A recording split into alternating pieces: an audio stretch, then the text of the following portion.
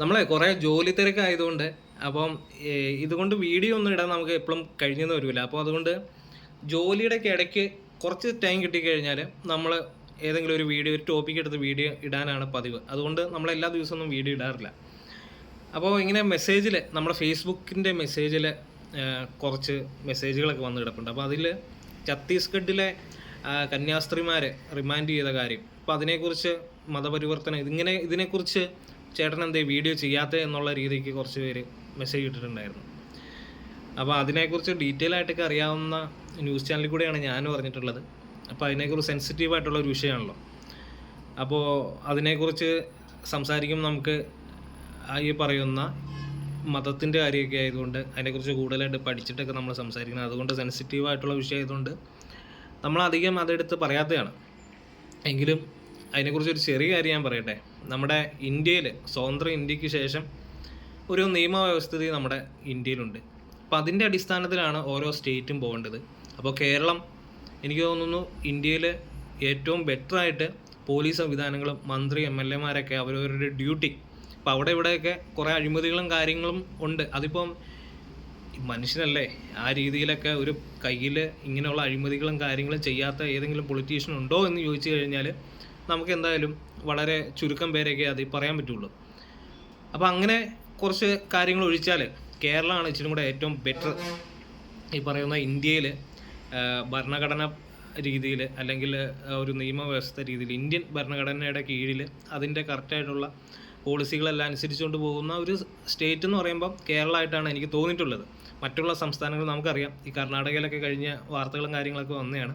അപ്പോൾ അവിടെ അങ്ങനെയുള്ള വടക്കേന്ത്യയിലോട്ട് ചെല്ലുന്തോറും അവിടെ പോലീസിനോ അല്ലെങ്കിൽ മറ്റ് പൊളിറ്റീഷ്യന്മാർക്കൊന്നും അവിടെ ഒന്നും ചെയ്യാൻ പറ്റില്ല. പൊളിറ്റീഷ്യന്മാരൊക്കെ അവിടെയുള്ള ഏതെങ്കിലും ഗവർണർമാരുടെയോ അല്ലെങ്കിൽ അങ്ങനെയുള്ള ഇച്ചിരി വലിയ മേധാവിയായിട്ടുള്ള കുറച്ച് അവിടെയുള്ള നാട്ടുപ്രമാണിമാരുടെയൊക്കെ കയ്യാളായിട്ടാണ് അവിടെ വർക്ക് ചെയ്യുന്നത് എന്നാണ് അറിയാൻ കഴിഞ്ഞത്, ന്യൂസിലൂടെ അറിയാൻ കഴിഞ്ഞത്. അതേപോലെ സോഷ്യൽ മീഡിയയിൽ കുറേ വാർത്തകളുണ്ടല്ലോ, അവരുടെ ആ ഒരു നാട്ടിൽ നിന്ന് തന്നെ വാർത്തകളൊക്കെ വെച്ച് നമ്മൾ ചിന്തിക്കുകയാണെങ്കിൽ അങ്ങനെയൊക്കെയാണ്.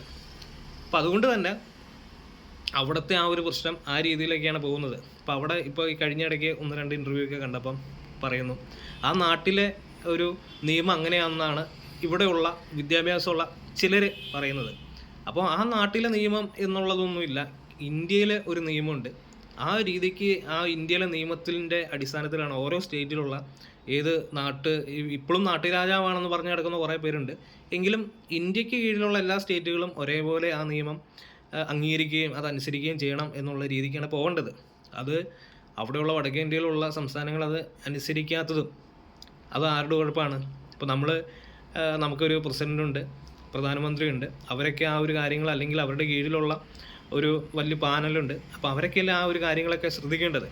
എവിടെയൊക്കെയാണ് കറക്റ്റായിട്ട് എല്ലാവർക്കും ഒരു നീതി ന്യായങ്ങളെല്ലാം കറക്റ്റായിട്ട് നടക്കുന്നുണ്ടോ എന്നൊക്കെ ചിന്തിക്കേണ്ടത് അവരില്ലേ.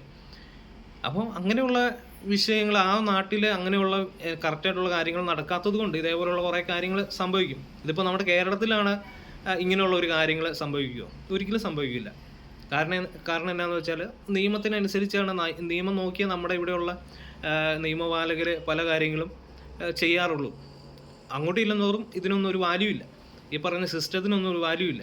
എൻ്റെ ഒരു അഭിപ്രായത്തിൽ ഞാൻ പറഞ്ഞതാട്ടോ. അപ്പോൾ അങ്ങനെ ആയിരിക്കും സംഭവിച്ചിട്ടുള്ളതായിരിക്കുക അവിടെയുള്ള കാര്യങ്ങൾ. അപ്പോൾ സുപ്രീം കോടതി, ഏറ്റവും വലുത് ടോപ്പിലുള്ള സുപ്രീം കോടതിയൊക്കെ അതിനെ എങ്ങനെ നോക്കി കാണുന്നു, അവിടെയുള്ളവരെ എങ്ങനെ അതിനെ വിധിക്കുന്നു, സ്റ്റേറ്റിലുള്ള ഹൈക്കോടതി അവരൊക്കെ എങ്ങനെ അതിനെ ആ രീതിക്ക് ഡീൽ ചെയ്യുന്നു ഉള്ള പോലെ ഇരിക്കും, അവിടെയുള്ള ആ രീതിക്ക് ഇരിക്കും സംഭവങ്ങൾ. അപ്പോൾ ഇതൊക്കെയാണ് എനിക്ക് ഈ ഒരു വിഷയത്തിൽ പറയാനുള്ളത്. അല്ലാതെ കൂടുതലായിട്ട് അതിനെക്കുറിച്ച് നമ്മൾ ന്യൂസ് ചാനൽ കാണുന്നുണ്ടല്ലോ, അത് തന്നെയാണ് നമ്മൾ ഫോളോ ചെയ്യുന്നത്. അപ്പോൾ എല്ലാവരും ന്യൂസ് കൂടുതലായിട്ട് കാണുക ഇതിനെക്കുറിച്ചുള്ളത്. അപ്പോൾ എൻ്റെ ഒരു അഭിപ്രായം മാത്രമേ ഞാൻ പറഞ്ഞതേ ഉള്ളൂ. അപ്പോൾ ബൈ.